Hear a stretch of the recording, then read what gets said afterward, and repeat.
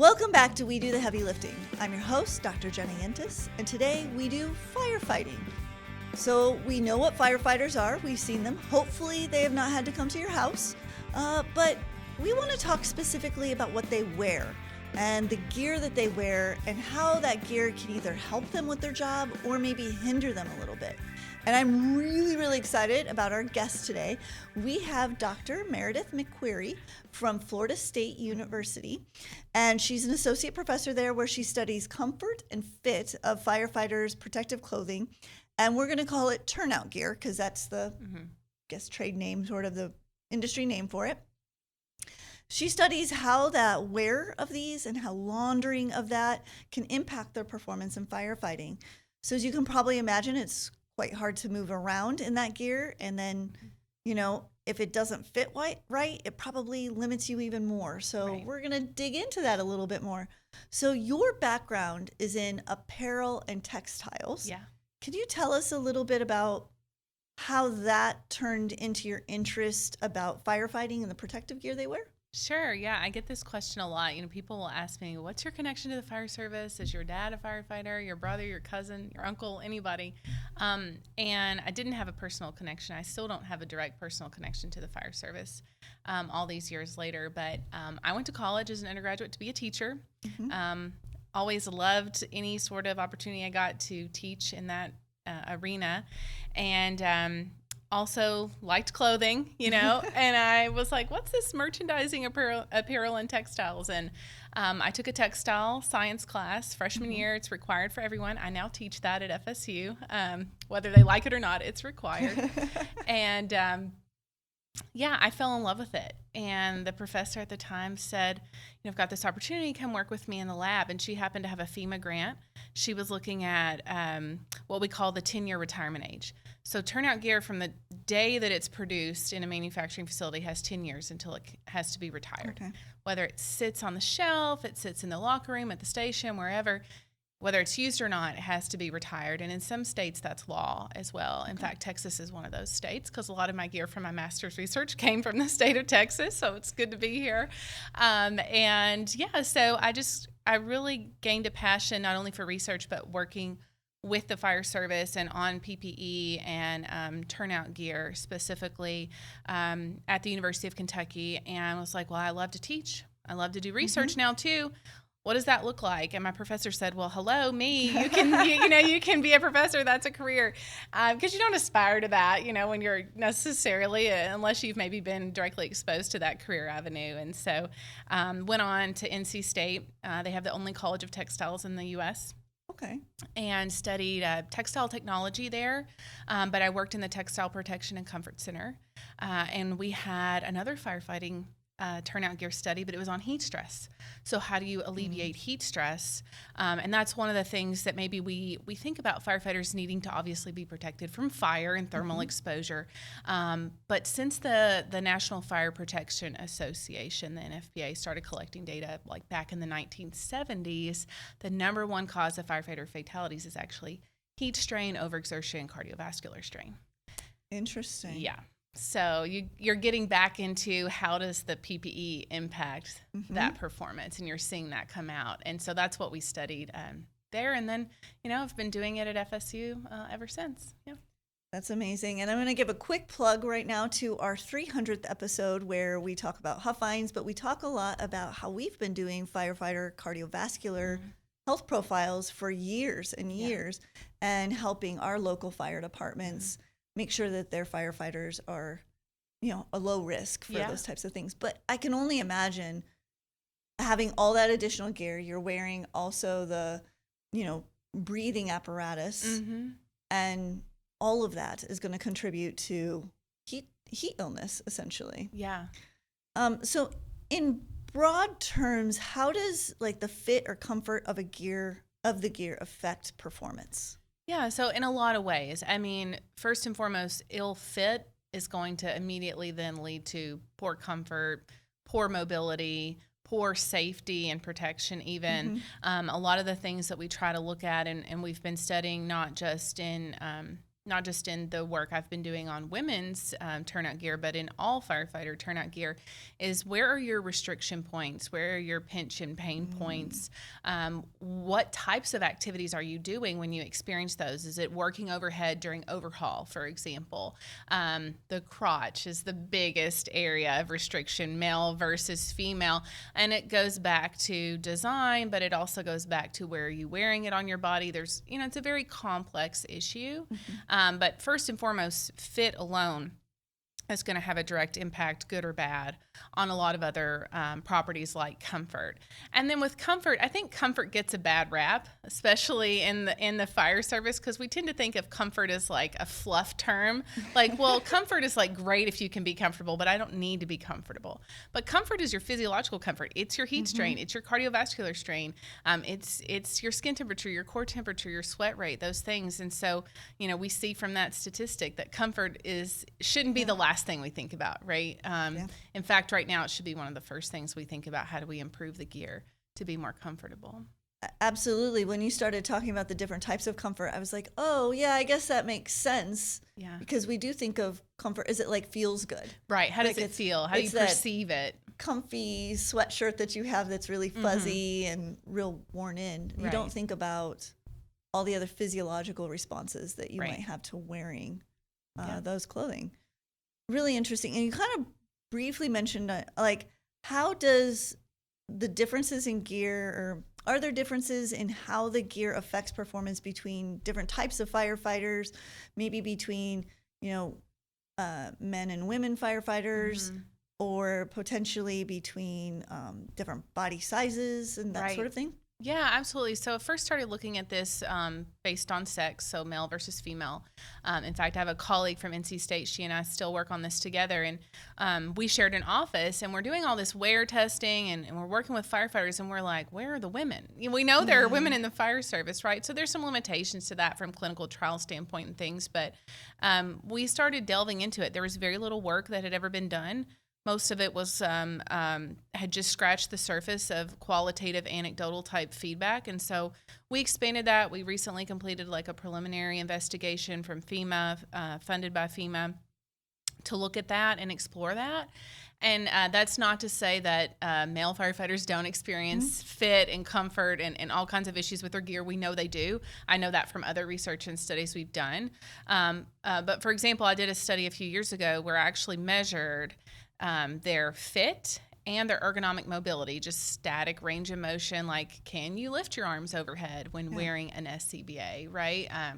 Your breathing apparatus. And so looking at it with just the clothing and then with all the ensemble, the boots, the gloves, the helmet, and we showed detrimental impacts, obviously, to mobility for both male and female when you add all that stuff on top. But they have to wear that, right? Yeah. But then when you analyze and look at between male and female, you do see significant differences there in certain measurements. That doesn't necessarily mean that the males aren't experiencing it too. It's just in different locations, right? Yeah. So then it opens up that discussion of, well, is it really a male versus female thing, or is it a body shape difference, proportion difference? And we really got into that in our recent study, especially talking with manufacturers, where you would hear, actually, this whole department preferred a women's cut gear, a female pattern. And they didn't know it was women's cut until they saw the F on the tag, and they wanted to know what that stood for, right? And so, and we had participants in our study who said, we had a handful of them that said, I actually have had women's gear. I didn't like it. I went back to my male cut, right? So we need to start looking at it from the lens of it's not just difference in male versus female, but it's really, there's such a wide variety of body shapes within sex, right? So there's much work to be done, but there's a lot of different viewpoints to approach it from. I think another limiting factor that we've sort of had this conversation a little bit is, most of these firefighters are being funded through taxpayer dollars, city budgets, county budgets, volunteer fire department, but whatever the budget is, it's limited, and you have to mass purchase these items. So it's not like, the great solution would be, let's get custom gear for each one and make sure it fits them. It's not monetarily not feasible. Always feasible. Yeah. Right. So what is the best solution in mass purchasing? Yeah. that can work? Yeah, that's a really tough one. And that's something that we tried to tackle in our last study, was not only figuring out where the problems lie for the end user, but once we know what some of those problems are, how can we get everyone to the table, right? So it's not just the end user, it's the manufacturer, it's the standards body, it's the fire service organizations. And so we talked with 7 different PPE manufacturers from the structural firefighting space, even the wildland firefighting space. And we asked them, what are the current barriers? Are you producing women's gear? Are you not? If you are, how are you doing it? How can we improve it? But through those discussions, we really wanted to know, first and foremost, is it a design limitation? Well, it is for all of them, because our study was the first one to ever measure female firefighters in the U.S. for their body measurements. In 2021, we did that, and it was the first one that we just published earlier this year. So, they don't have good data to work from. No. They're working from the assumption that female firefighters are the same body measurement-wise as a general U.S. female, which is, from military studies, we know that's not usually the case.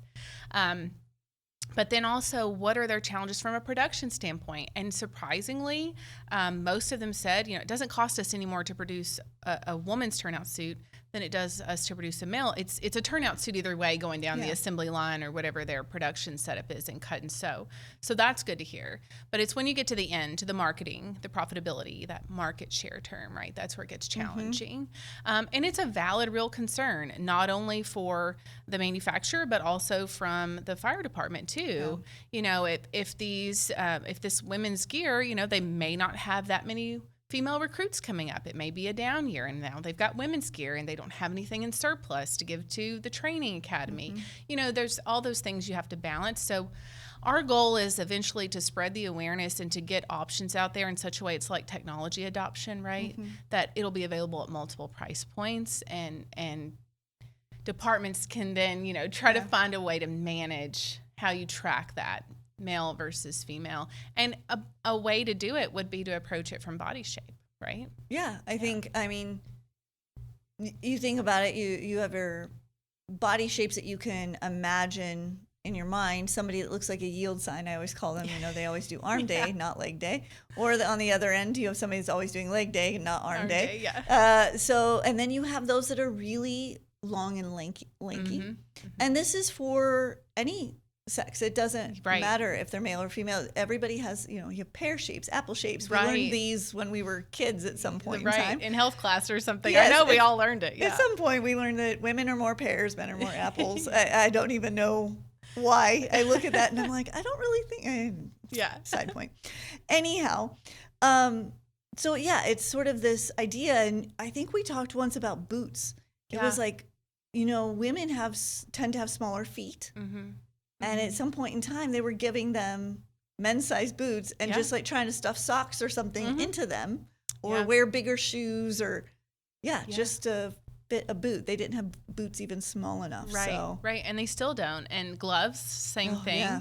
I worked with a multi-state group a couple of years ago, and Dr. Park at Cornell has done a lot of work on firefighter boots and gait studies, and we did some work together down in Orlando, Orange County Fire Rescue Department. They have a pretty large female firefighter population, so we did a lot of scans. We published a few articles in the last year on that as well, and it's just so interesting. I think, for everyone to realize it's 2023, and female firefighters, the large majority, do not have access to, may not even be aware of the option that there's women's boots and women's PPE out there.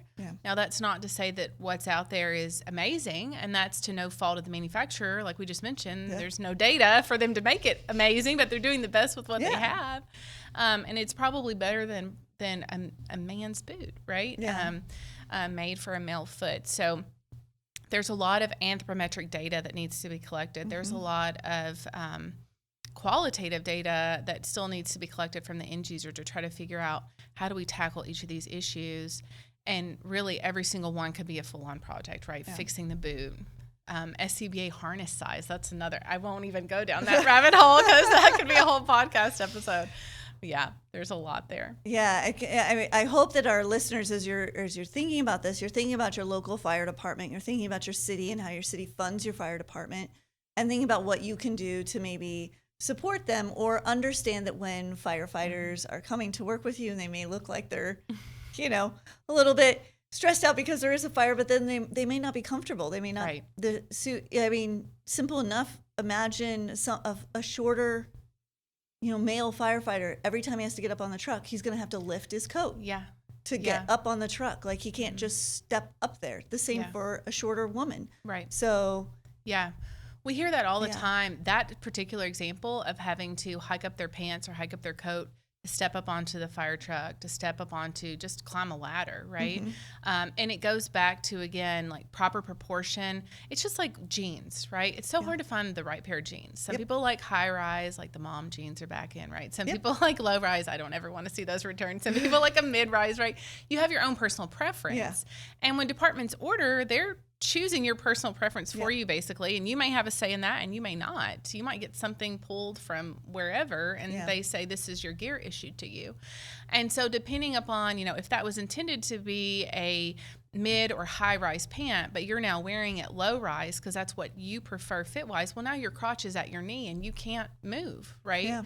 So part of it is fit, part of it's design, sizing, part of it is just how it's being worn. If it's being worn appropriately, there's a very complex issue.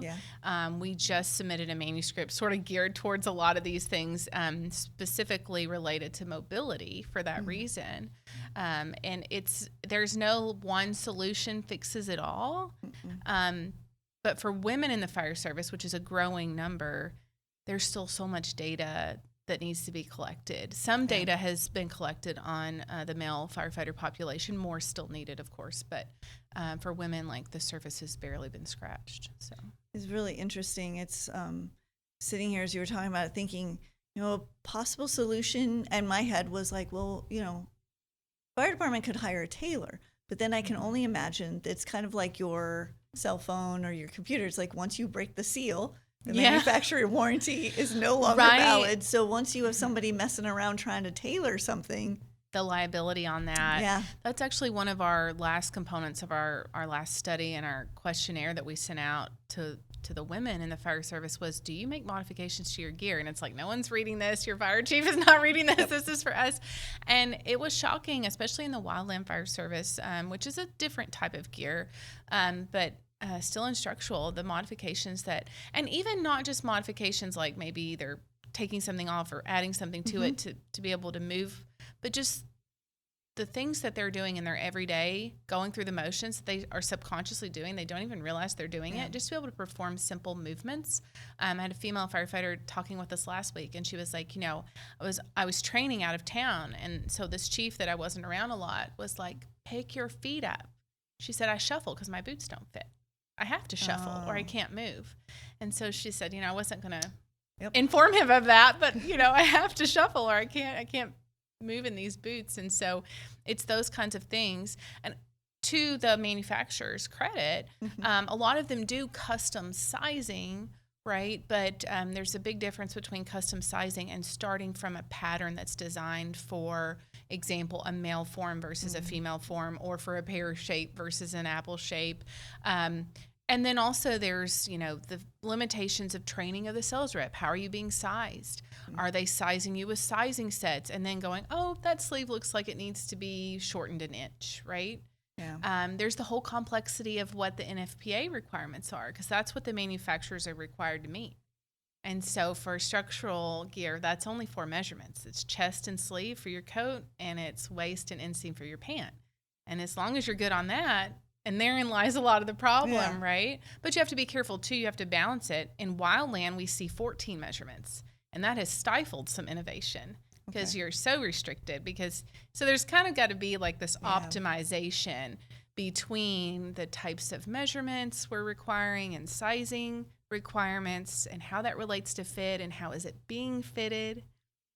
It's quite the problem to solve. And then you take it one step further. How does that then affect their performance? How does that then affect them being able to climb a ladder, hoist an equipment over their shoulder, carry you out of a burning building? All of these things, carry themselves and another firefighter out of a burning building. It's just, you start to think about when we think about firefighters needing to be able to do those skills, people think, oh, they just need strength. They just need whatever endurance.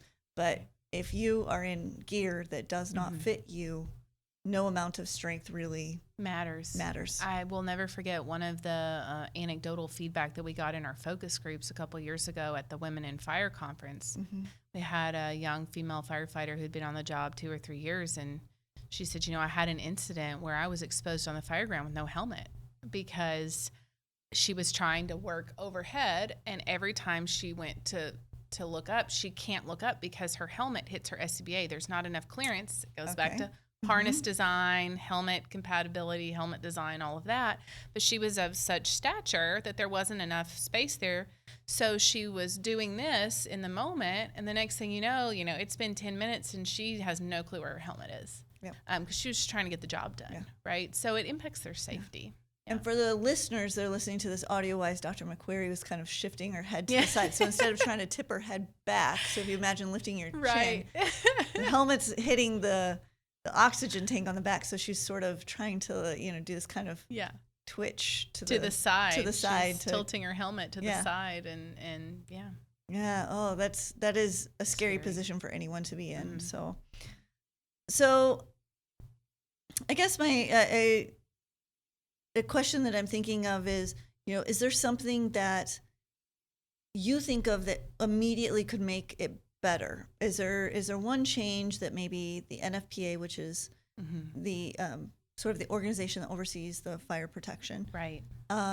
Is there something that you think of based on your studies that's like, if this little piece could change, it would make a big difference? Or are we just looking like we need No, I definitely think so. And the way that standards bodies tend to work is, you're not going to go in. In fact, it's funny. My title of my PhD dissertation was Revolutionizing the Modern Turnout Suit, right? It sounds fancy. It sounds great. It pulls grant money. But, you're not going to revolutionize the PPE of the fire service overnight. And it would be sort of disrespectful to suggest to. So I think it's it's important that we try to move the needle bit by bit. And I definitely think there's a lot of things that we can do on separate issues. I actually think there are a lot. I'm pretty passionate about it, but to my own fault, I'm not great at getting to those meetings. And I try to do as much as I can virtually. It's difficult to get there, but we're planning to submit some revisions for a variety of different standards soon that are open for public comment. But on the female firefighter front, absolutely. Dr. Cassandra Kwan and I on that study, we are working now to do final analyses of the database we collected.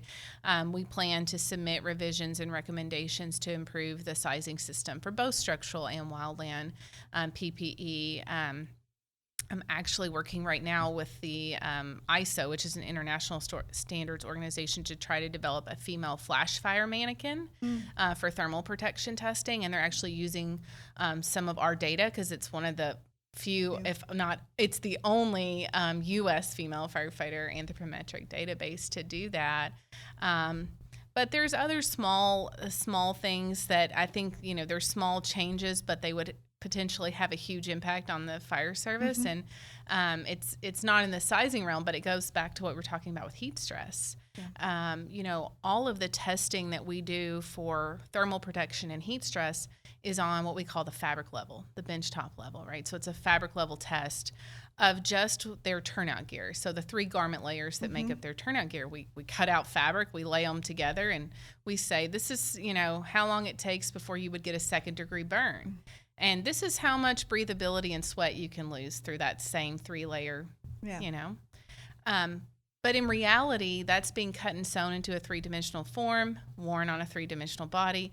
We're slapping on pockets and padding and reinforcements and labels and trim and letters and all kinds of things to that. So I looked at that during my PhD, and only 20% of the front of the coat is just that base fabric level that we're testing. Oh, wow. Okay. Yeah. So looking at full systems, whole garment level, whole ensemble level testing, moving towards that in our standards and how we benchmark our expectations for gear, I think would really revolutionize quickly, because I think firefighters would quickly realize I'm actually way overprotected, and then hence I'm suffering on the heat stress standpoint.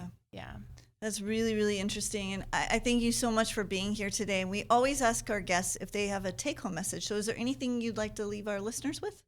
Yeah, I think my biggest take-home message first and foremost would be, thank you for having me here, and thank you to the fire service. I mean, none of my career and my research would have been possible, and it's just, it's a passion of mine to try to solve these PPE problems that they have, and without their participation and their passion for participating, it wouldn't be possible.